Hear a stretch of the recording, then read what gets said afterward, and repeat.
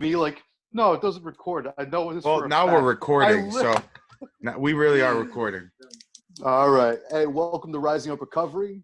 I'm Jake Riccigliano here with Danny Hefter. What's going on, everybody? We're not in studio again on WXIR. I'm going a little crazy because I missed going over there, but we'll get through it. Oh, and of course, I got my little co-host over here, Allie, who's joining me today on the bed. Locked away. Yeah, so just a few things to go over before we get into the show. I want to thank Carrie Bronson for inviting our organization to come on, do an interview. So it's April 29th at 5:30. So we're going to be talking about Rising Up Recovery, what Danny and I have been doing, and some of the community efforts that we got organized coming up after the summer. So that's really nice. And we just hit 500 members in our community. Which is really we thank cool. everybody for. That's awesome. I'm really grateful. Yeah. Because we got people from all over the country. We got people there, doctors, psychiatrists, nurses, people in healthcare, and a lot of writers too. I noticed there's been a lot of people doing writing about this. And I know we should probably start doing that too, jotting down some stuff in our journals. I mean, I stopped going to school for a reason, Jake. But, you son of a bitch. You're going to leave me hanging on that one. Yeah, no, I mean, you're more the one going to write theses and do all that. That's not me. You know what's crazy? I spend every single day. So this has been my organized stuff in preventative education, trying to get it locked down for something that you and I had planned, coming up with. But I think the number one thing that was bothering me was that story I was telling you about with the guy that was owns a pawn shop over in Greece. Yeah, I mean, go ahead, explain to the people that haven't heard about it what it is, and then we'll talk about it. I'm just gonna look at my phone and just cheat here. So this guy is the feds are charging this guy for $16 million. It's a scheme that they were preying on people who were suffering from addiction, and then they would send them into like Home Depot, Lowe's, whatever. They would run in there, grab stuff that was brand new, and then come to him. But they were thinking like over $16 million worth of stuff. Now this guy is he a addict himself? Active addict, I should say. I don't know, but I can tell you that I saw some people online that were saying this guy was like spoiled kid from Penfield. But I saw him. I like to look good for court. This guy took it to another level. You want to look appropriate for whatever it is. This guy came in suit? He came in with like a 3-piece suit. The guy swolled up too, looks all juiced up. And here's making $16 million off the unfortunate. I think he can afford a $1,000 suit. Yeah, well, that really kind of pisses me off to hear that too, because I mean, I'm sure everybody's been desperate enough to sell something that was important to them, but to go over there and then possibly put yourself in jail for somebody else to go over, like what, a miter saw or whatever it was? Yeah. I mean, I have my fair share of stories, but, I'm not going to talk about them because who knows where the statute of limitations is on that. But, we'll leave it there. But yeah, I'm not going to lie. I think we need to go through our old footage or some stuff and figure out if there's anything I post. We should come up with like a list of all the things that we've done and figure out the statute of limitations. So when that limitations is up on that last one, we just have an episode where we talk about all of them. You know what's going to happen? It's going to be the day before. It's going to be me just getting taken out in cuffs. No. I can see that. I told you when I got there. First time. Everybody, I mean, they were clapping last time when I walked in there. They were clapping, huh? Yeah. They got the big, bad Riccigliano. Little did they know. You son of a bitch. Had the big, bad Leonardo. Oh, yeah. So if anybody ever needs an attorney, Steve Leonardo, the best. Yeah. I bet he could get people out of murder if you wanted to. Danny, I'm going to need you to edit that last part out. Or just leave it up. Whatever. It's up to you. I'll leave it. So character's not a bad thing. Thinking about talking to Assemblyman Bronson next week, it's kind of been going through my head, like what to bring up. I mean, I know March was a hard time because there was a spike of 26% for overdoses in Monroe County. Well, here's the thing. I think the biggest thing is going to be life after COVID. I think that's what people want to know, how it's going to impact their lives moving forward, and how Big it's going time. to impact the cities and cultures that they live in, moving forward. I think that's going to be the most important thing to touch on, since he's an assemblyman, and they're already coming up with plans for that, right? So Yeah, I mean, what's the strategy now is, I think, I mean, for most people, is to say if you're staying isolated, if you don't have anybody, you don't have a network, then try to reach out to some sources. But I don't think that there's ever been a time in my life when I was using, and I know, I mean, for both of us probably, that I was ever like, you know what, I'm going to call that number, the helpline, and it's just going to, all of a sudden, it's going to feel better, and I'm not going to feel alone. I actually just found something out about the Hope Dealers I didn't know about, and I wanted to bring it up with you because I know it's something that you disagree completely with. well, let's talk about it before I agree with that. I hate that we do this. I argue with you so much. Oh, but this though. Well, hold on. You went ahead and said I don't agree with this. So do you agree with it? No, I don't agree with it. Okay. But I know that you strongly disagree with it. Okay. Well, let's carry on. They do the phone call thing to check in with people when they use drugs. Yeah, the idiots that are on the lines that don't have certifications and crap. Why? Well, even if you I disagree with that. Anyone in their right mind would disagree with that. I'm sorry. Go ahead. You guys are watching. We want to know, how do you feel about somebody who has a substance use problem and then says, I have some heroin, but I'm going to call somebody and let them know I'm using it. And if they don't respond, then I'm going to have the police called so I know that they might have overdosed. It's like that stupid hope line. It's like that stupid hope line. I went on a rant about. Okay, so you guys don't know that Danny got reintroduced back to Facebook after a long time. And it was my first time using Facebook ever. So I'm like responding at every little thing. I'm like, oh, yeah, okay. And I find this one group and they said, we want to reach out to people. And when we reach out, we want you to call us. So you let us know when you're using a drug. And I told Danny, you went on there. I think it was like 2 days of just back and forth. Ripped that woman left and right. Left hook, right hook, knockout. That's what that was. Yes, she had no choice. Even because people were liking your stuff so much. I think the most important part was people that had thought it was a good idea originally. And you're like, and then you just kind of turn that around afterwards. Well, I don't know. It's called common sense, which seems to be lacking in the world we live in. I'm sorry. People look at idea and they're so fascinated with harm reduction. And I think that's the issue. You're so fascinated with harm reduction and stopping detrimental behaviors to people's bodies by supplementing them with other harmful behaviors, right? And that's the issue. Like, harm reduction to me is stopping something completely and coming up with an agenda to help somebody the best that you possibly can. Planning, practice, and procedure. Right, without implementing other harmful things to their life. Like, you can sit here and I mean, I'm not going to go into this boxing thing because personally, I've never experienced that, so I'm not going to be one to talk on that. It'd be like stopping cocaine, but taking up alcohol. They're both going to kill you. No matter how. Like, I do know that we talked to Robert Veeder. Excuse me. Was Hannah Crane there too? I think she was. Probably. And they said that using marijuana use. Yeah. Now you're just getting greedy. Marijuana use while you're doing treatment can help. I don't know enough about it, but to me, it still doesn't sound good. I mean, it's still a dependence. Well, I know it's saving a life, but I guess that's why we have to get that certification. That kind of. You're just gonna leave me? And I guess I'm looking at harm reduction differently. Like the first example, specifically this hotline, where they were talking about, if you're going to use, call them before, so you're using with somebody. To me, that was just stupid and promoting the safe use of drugs, which is not true.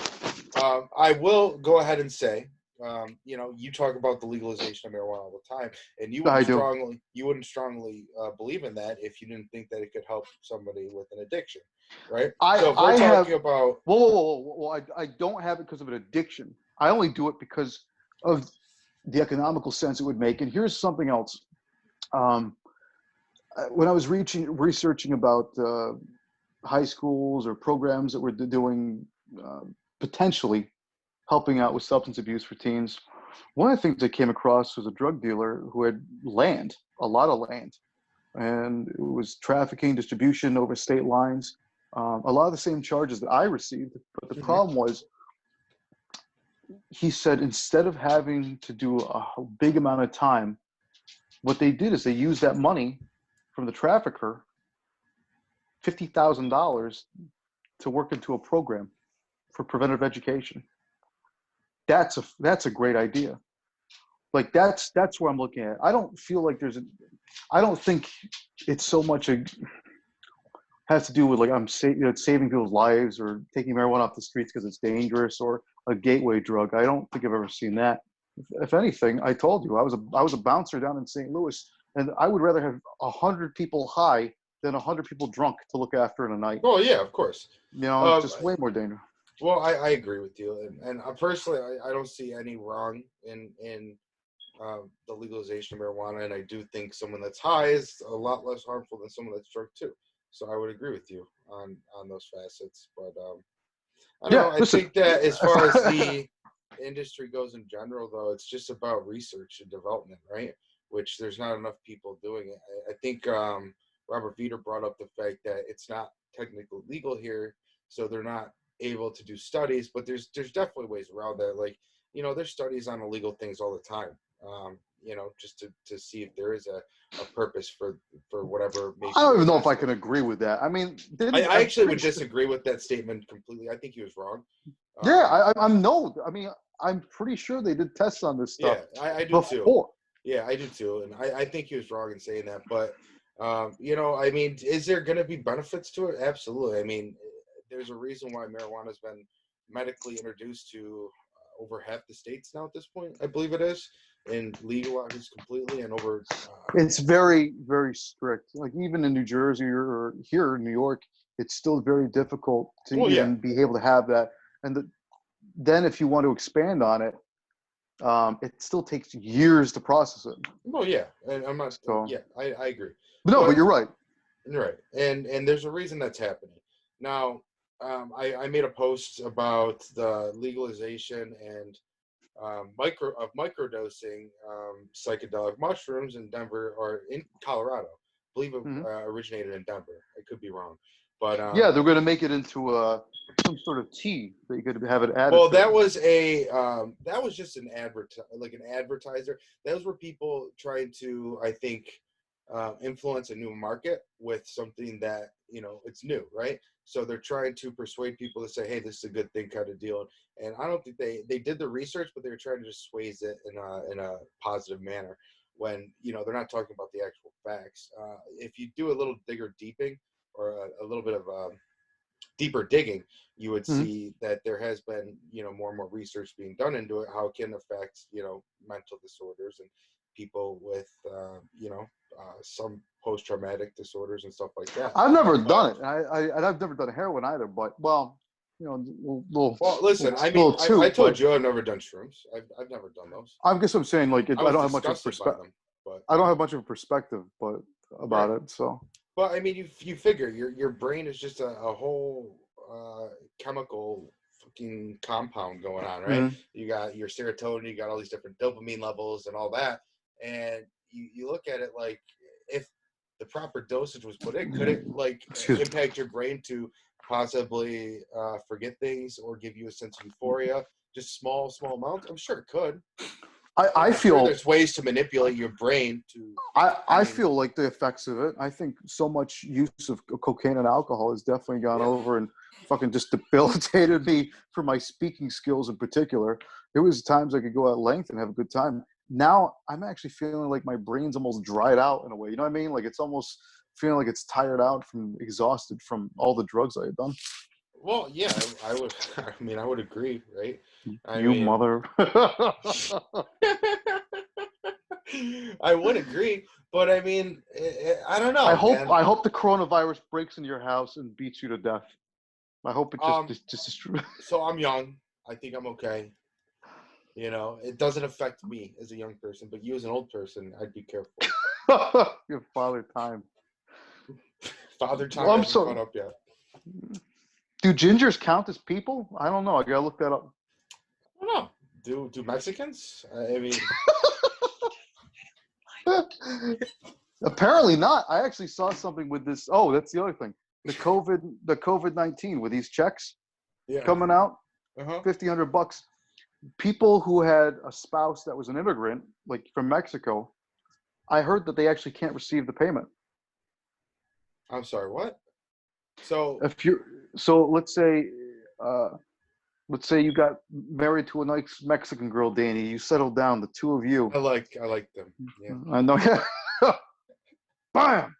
So you guys settle down, you get married. You wouldn't be able to receive a check from the government since she was an immigrant. Okay, I don't know if I believe that. Okay, so, you know what? I'm going to look that up because I actually don't believe that at all.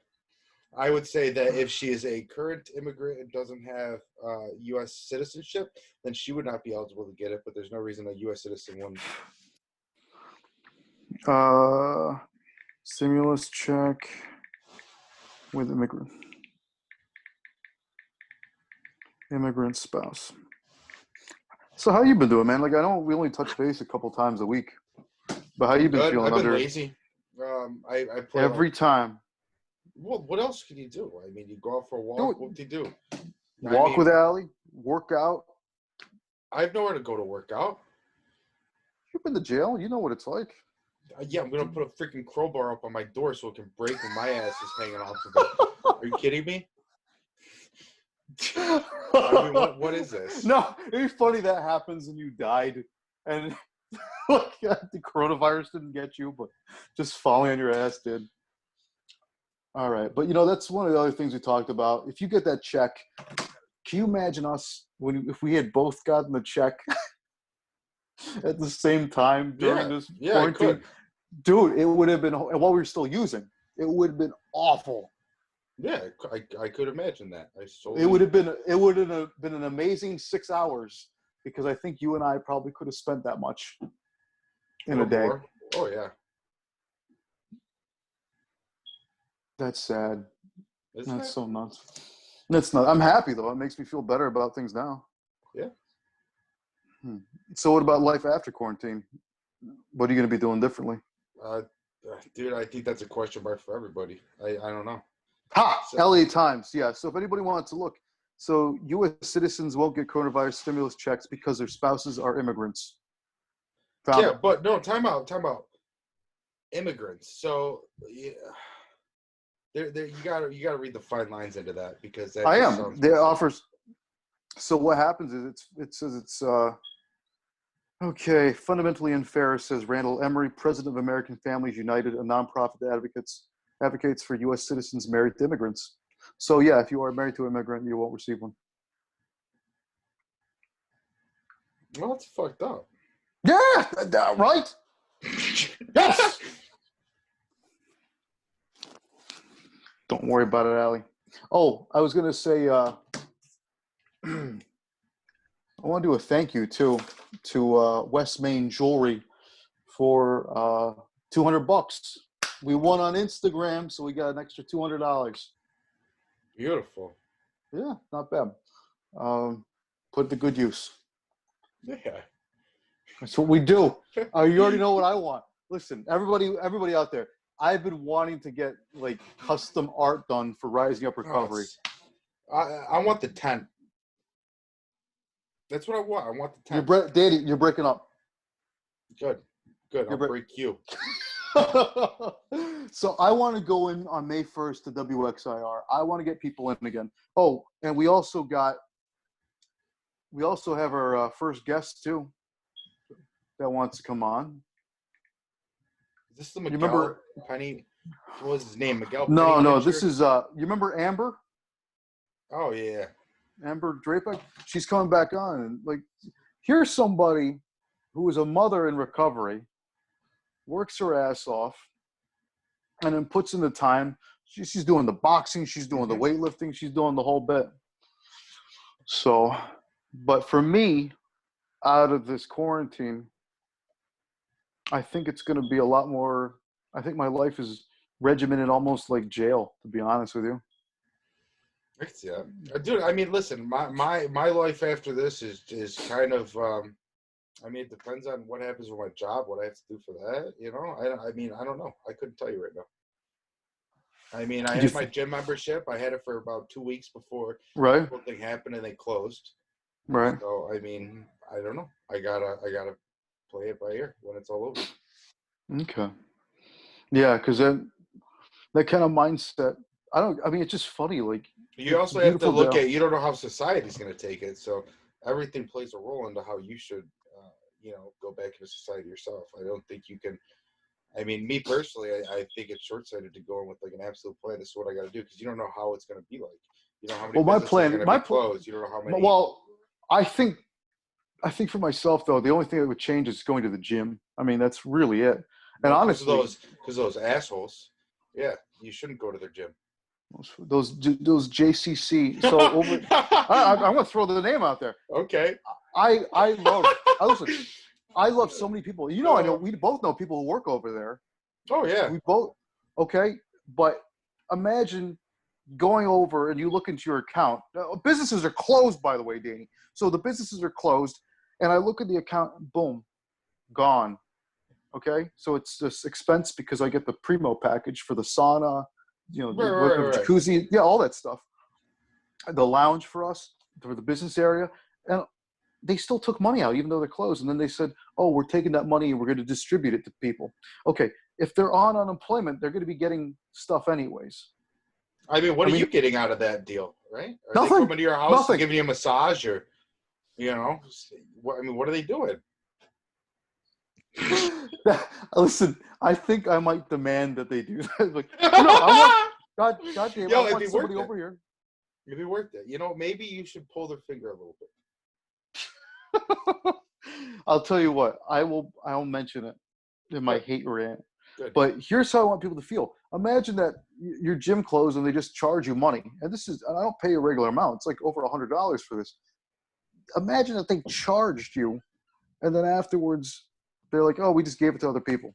Well, it's like, couldn't you have taken that from your own salary if you're the CEO? Couldn't you have done anything else? And then with all due respect, what about the countless businesses that have closed and employees had to go on unemployment, right? Granted, it's not the best case scenario, but it's happening all across the country. And, in an event where, even if they're paying these workers, that means they must be coming in and doing some sort of slop work for them or something.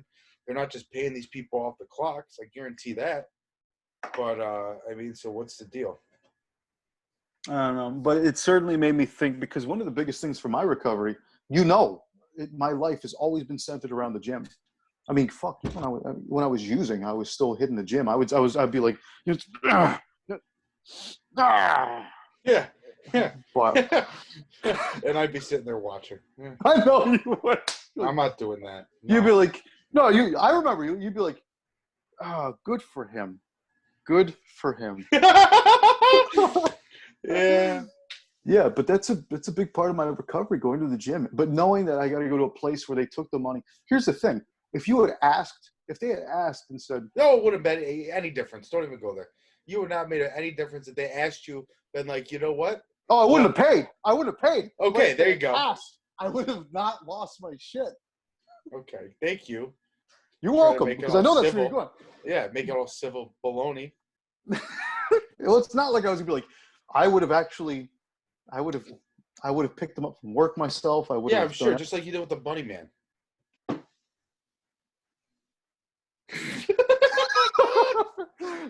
Anybody who hasn't seen the last episode, the girls that were at a lacrosse game, some guy that was a referee was like talking to the girls there in the middle of the game, like seriously, not stuff like go get them. It was like, "Oh, how do you like school?" And then I'm like, "Oh, stop talking to the girls, focus on the game." And I'm like, there's two whole teams of all these kids running around lacrosse, girls who are like 14, 15 years old. And I'm the only one who noticed. I'm the only one who noticed or cared. And even when I told the coach, and she was one of these coaches, one of those like, shorter hair coaches. Guys, is she like, no disrespect intended, but extreme feminist? Like a jock, like one of those jock girls who's like, hey, like, get in the team. Come on, get to it. Yeah, she was talking. And I said, hey, it's a little weird. This guy's talking to girls. And he said, now I see him talking to both teams. And now you just told me that he gets presents to them sometimes. He leaves little bunnies. And she's like, yeah, it's weird. Now, let me ask you something. Yeah. Now, let's say it was a team of teenage boys. Would you have looked at it the same way?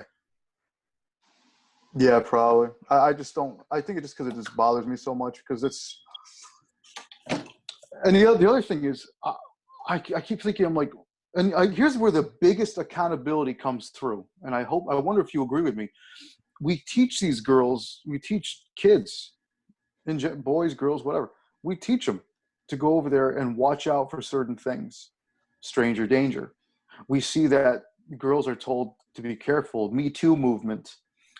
We saw that one guy. You remember the gymnast coach that was like arrested he was a U.S. girls Olympics team. Yeah, it turns out this guy had like raped, molested like over hundreds of girls through his time. Not one thing came through to stop him. So the number one thing I think the accountability level starts with is girls looking out for kids, adolescent girls looking out for other teammates when this happens. I talked about this with my girlfriend, and we talked about Harvey Weinstein and how he had gone through his whole life.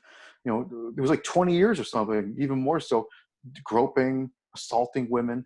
And my thing was, everybody was cheering like, oh, we got him. Okay, you got him.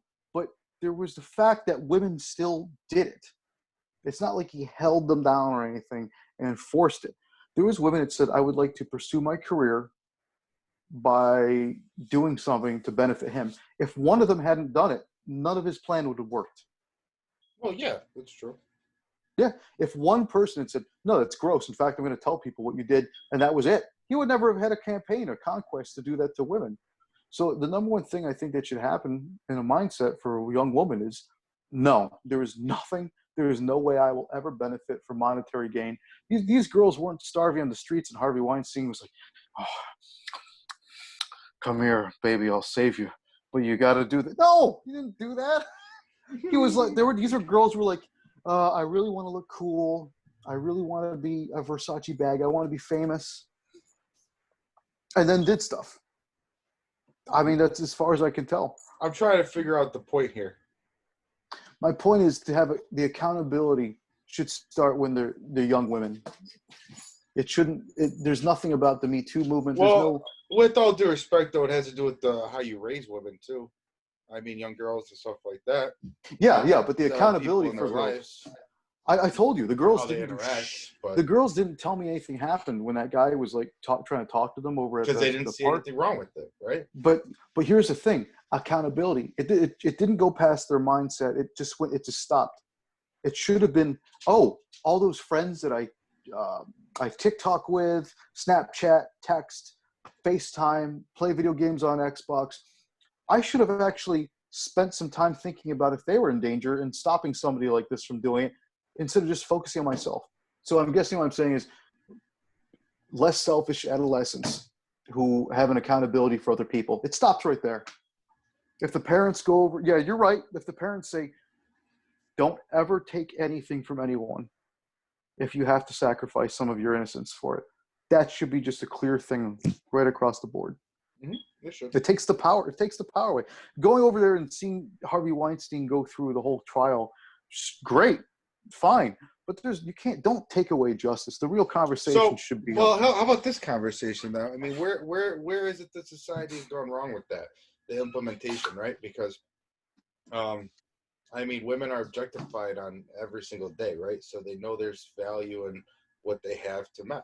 So you see women impact that all the time by will go there becoming strippers or selling their bodies, right? Because why? Women in the drug business too. Let's not forget. Yeah, I mean, you can tie it all in, right? I mean, they have what guys want. So in that retrospect, they're also taught within our society that they can make big gains by doing those things, or by showing off their body, or showing a guy a tit. I mean, whatever, right? But they can do that, and what's stopping them? It all comes down to, you know, what that woman is willing to put herself through, I guess, right? There was the responsibility to yourself, like decency, Yeah, exactly. self-respect. Like So there where are was we there going was wrong things. that these young women aren't being taught that, or what has gone on in their life where they You gotta can't excuse me appreciate 1 that? second. I gotta let Allie out the door here. Okay. Hold on.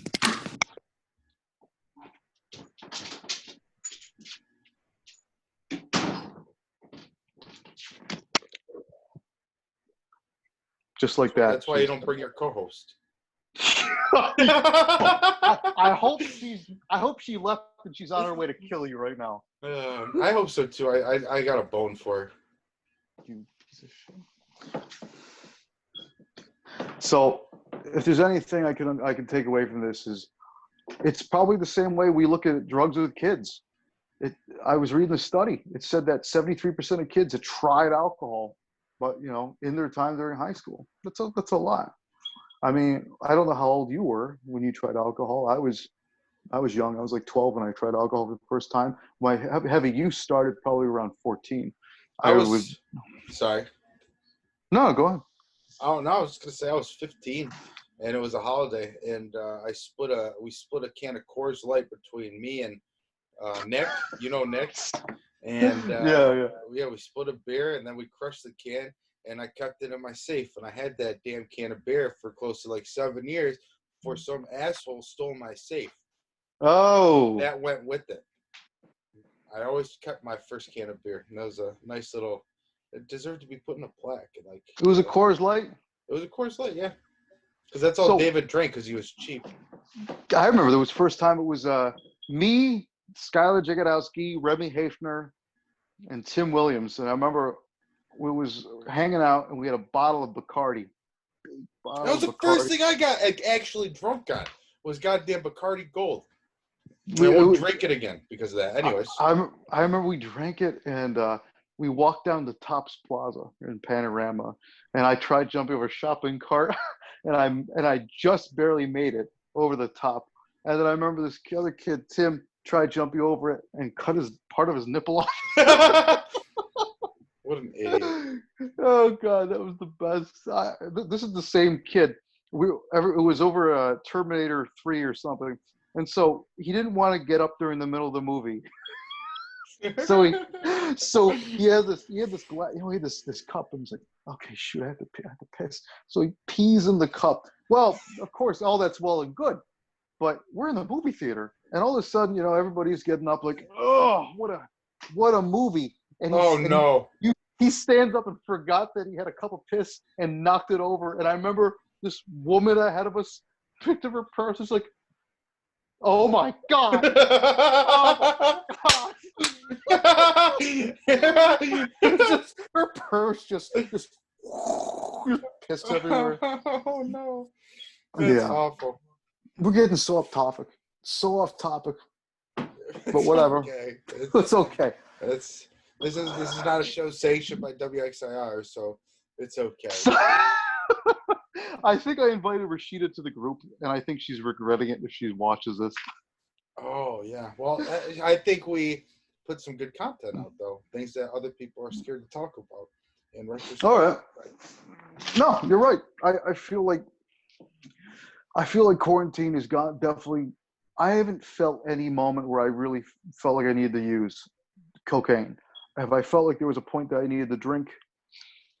Possibly, but the fact is, I put so much pressure on my body. So for about an hour and a half a day, I hit the weights because we have the home gyms equipment and weights and stuff. But there's some times where like a weekend, and I'm still looking at like, all right, well, I had this many calories. This is my protein intake. Is it possible to have a drink in here? But I already know that. I mean, you know me. Once that warmth hits, it just never ends. I mean, I have that first drink, and what do they say? One is too many, 1,000's never enough. But for me, I would like to try to reach it, Hmm. reach 1,000, and I would also like to get an 8 ball along the way. Well, and I the mean, difference between that is for me, I've never been a person that drinks by myself, but I was always a person that did drugs by myself. So there's a difference. You know, if I was drinking alcohol, I always needed to be around people. It was just me. I hated drinking alone. I never did it. Maybe once in my life I had a beer by myself. that's so crazy. It's Because I just don't like it. I don't know. that's so crazy. I remember. Tell me what you think. You didn't feel like you had any urge to go crazy with drugs when you were even in college and you were partying a lot.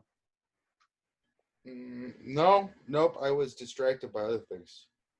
Girls, um, weed.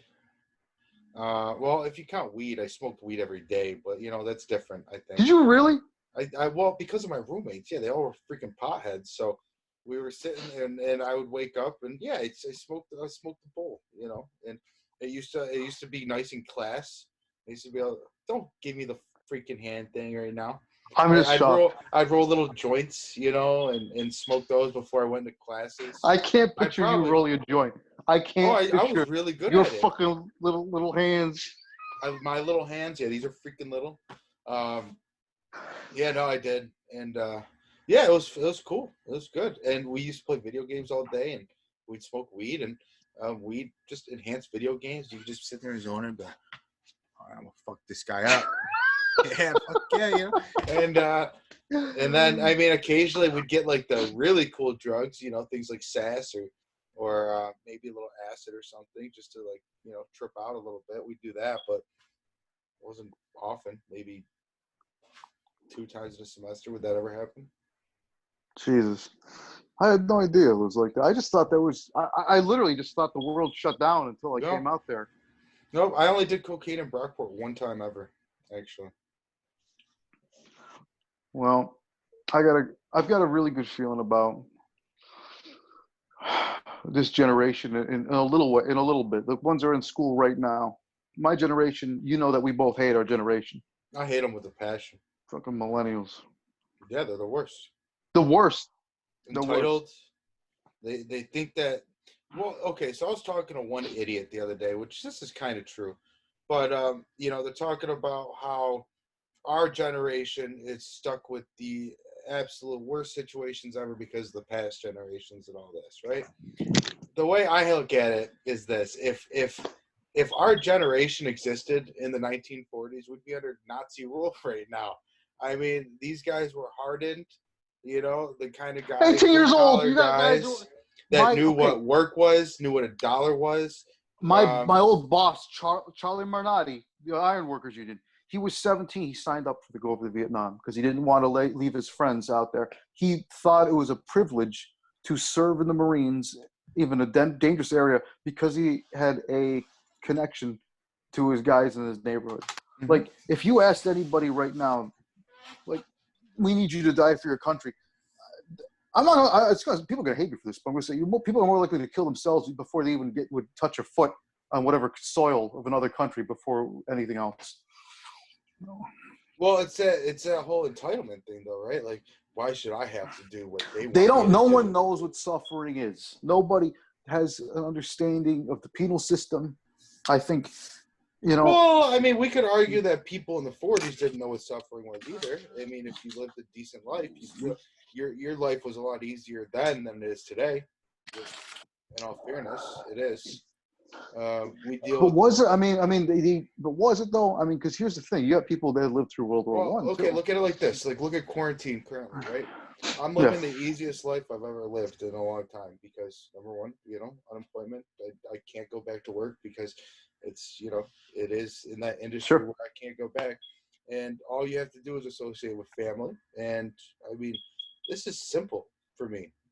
This is simple. This was simple life. But this was life. That's what I mean. That's my point. Yeah. That's my point. This was so life. Our general everyday life is typically a lot harder. And individual, mentally, and all those types of ways as it was in days past. It's like it, but here's the problem: people can't take it, Danny. People can't take this normal life. People are getting alcohol sales are up 200%. Mm-hmm. You got huge spike in overdoses, 26% from last month. Yeah, people are complaining about alcoholism. People going over there in domestic abuse cases are the highest they've been. People can't take normal life. Well, I mean, in retrospect, though, you have to look at it. Our minds are meant to continuously go, right? We're always thinking. We're always on the move. We're always doing something. We already always have a plan ahead. And, all of a sudden you can't do that. And your brain is, like you were saying, in a state of decay, I guess you could say. And A little bit, yeah, because it's kind of like, I mean, it's kind of like, I hate to say it, but for people to think that it's like jail or something, the last amount that I did was 1 month, and I had to spend. And when you're just in a solid month for like a shock probation or something, having that feeling where day to day, the stimulation level, I mean, you try to find books, you try to write letters, whatever it is. I'm not, me, I'm not a card guy, so I don't play cards and stuff like that. And then watch the TV, your mind just turns to mush. It just kind of gets difficult, but people really shouldn't have an excuse. You can work out at home. You've got family. People can't stay in family. People can't, even though people have the phones and stuff and they're so connected, they're also so divided. I mean, are you having a hard time not leaving at all, or is it nice? No, I like it. You know me, I don't like people very much. Yeah, I don't like people either. And this is the other thing. So I'm okay with it, though. The people I'm with, my family, I'm actually feeling like it's giving me a greater responsibility to take care of them. I cook, I make breakfast for the girls every morning. They get up, and after I have my workout and, whatever else, I make breakfast for them. And I love that. But I feel like some people are just uncomfortable just being family. I think some people depend on kids, using their phones and playing video games. No, I think just people view their family as a nuisance. Thank you. That's all it is. Like this has given people some people have become more grateful, and some people have become less grateful for having the family. Yeah, for sure. I mean, the last time I thought about using cocaine, like solidly thinking that I need to get some, I think I had the perfect day. I walked alley on a beautiful sunny day. It was one of those rare days in the past couple months where I was like, oh, I'll go out for a second walk. I had my headphones on and I went for a run. I had a great workout. I made breakfast. I made lunch, and I'm like, I deserve to get high. It's hard. It's so weird how it follows you sometimes at the strangest moments. Well, that's why they say it's a lifelong battle, right?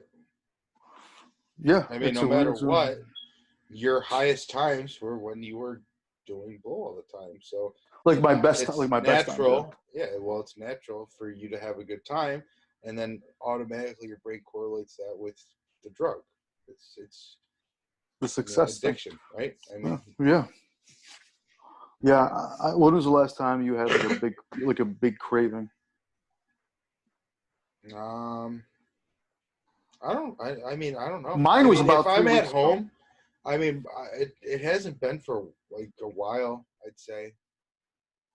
I don't really have an exact time I can pinpoint, to be honest. I mean, the closest, maybe there's one time a few weeks ago, I was on my way to McDonald's, and I was thinking about, I would really go for a line of cocaine instead of this Big Mac, but I ended up getting the Big Mac. Get out.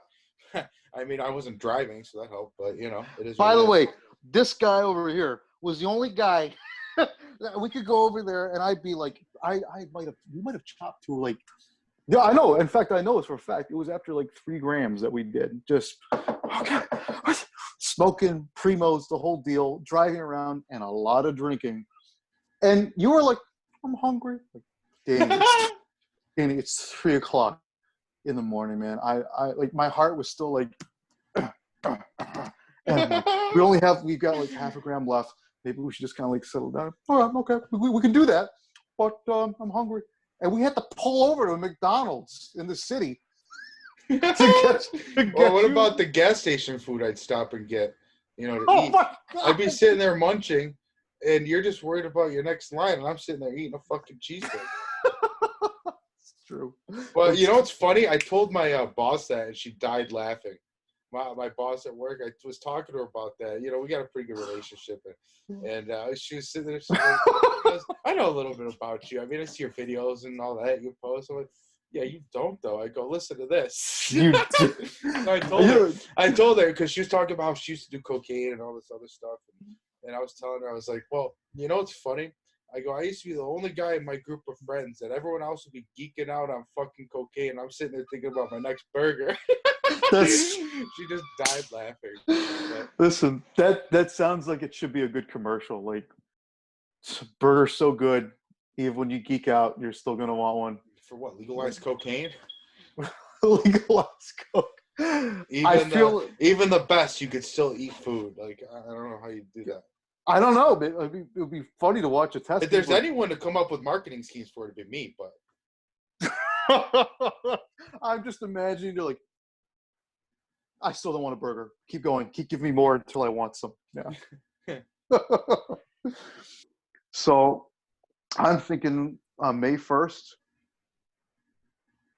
we go into WXIR, social distance, have the mask or whatever. I don't really feel too good about doing that. I'm just being honest. I don't know if going there May 1st is a good idea or a bad idea, and I think we got to play it by ear until then. I don't think we should make a date out of it yet. I'm okay with that. Yeah, because it is asking a lot. But at the same time, if there's anything that has bothered me the most, it's probably been not going to the studio with you, because that was like that was our day. You know, we would put stuff, coordinate. Well, we can't even do the day though. It's not like we can go to the JCC and hang out, and I can't fall asleep watching science videos. I mean, oh yeah, Danny used to go over there and fall asleep every single time. We go to the JCC in the lounge area, sit down. Sometimes we order food. I'd hide the remote under me so no one could change it while I'm sleeping too. Oh, tell us. Do you remember what happened? So are you talking about the Chinese food? No. I'm talking about the guy with a towel. So there was this guy. Oh, that freaking douche! Listen, that's not right. He's lucky I didn't get up and pop him in the head. But anyway, hold on, let me grab it. Hold on.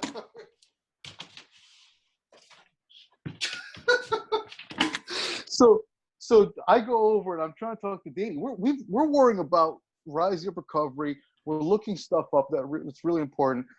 And I come back over. I'm trying to talk to Danny, and I see Danny in the laptop. And these are beautiful chairs in the lounge. These are like big leather chairs that recline. And I see Danny's on the laptop, and this guy comes over to try to talk to you. What was he talking about? He was trying to tell me the computer that I was using wasn't working. Oh, that's right, because he wanted to use it. Yeah, that's what it was. And all of a sudden, like, look, you got to look down here.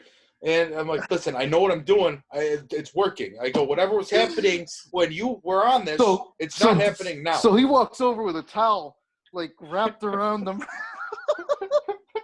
and all of a sudden, I look behind, and it just drops. And this dude's fucking sitting there like this. And I'm trying to look at the computer. I'm looking at the computer screen like this, and this guy's got his freaking cock right here, right next to my freaking face.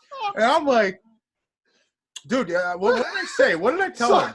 No, Danny's like, this is all I see, because I just finished up in the jacuzzi, and I come back and I see this guy, his towel's on the ground.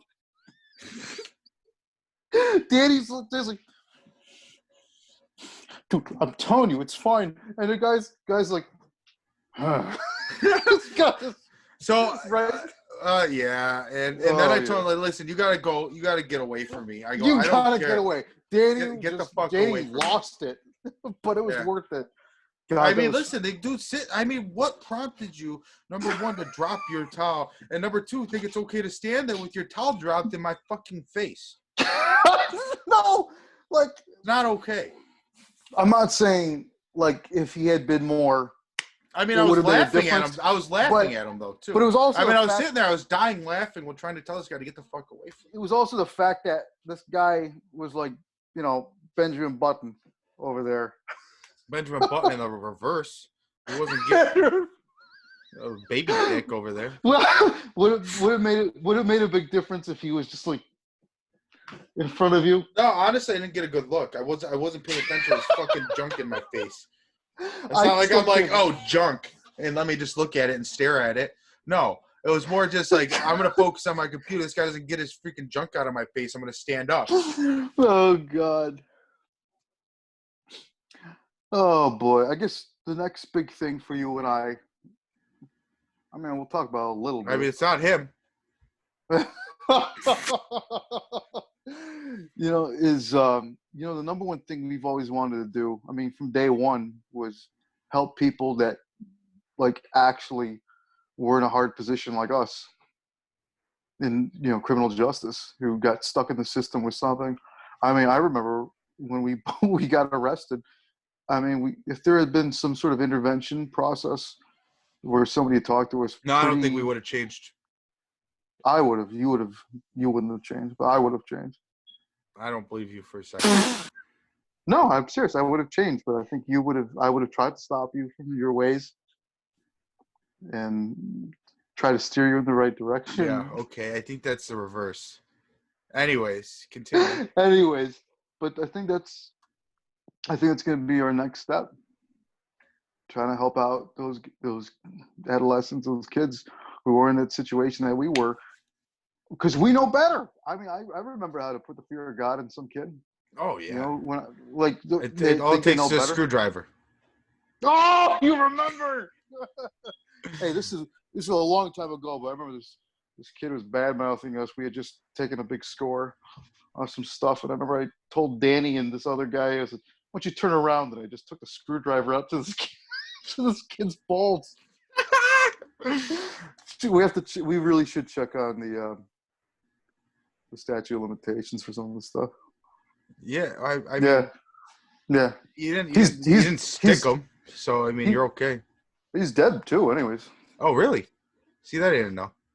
Yeah, it's too bad. Yeah, I can see your face, Danny. Hey, how about Roma? How about Roma when we got arrested? I'm not going to talk about that. Too much stuff to it, isn't there? Uh-huh. Yeah. Anyways, hey. So I think this is where we should wrap up the show. I think so too. I had a lot of fun, man, but I guess what we'll do is we'll think about, I'll let you consider the WXR thing. I'll send you the list of the guidelines and precautions, and I'm really happy that we got so many new members on here, and I hope we contribute a lot more often too. Yeah, and we'd love to hear advice from people out there, new members specifically. Maybe they have more experience in the field than we do. Hell yeah, everybody does. We want to know. Everybody's got more experience than us. I mean, not using, but not using. Well, yeah, you try me. Yeah. All right, but this is Rising Up Recovery with Jake and Danny. I'm glad you guys got to join us.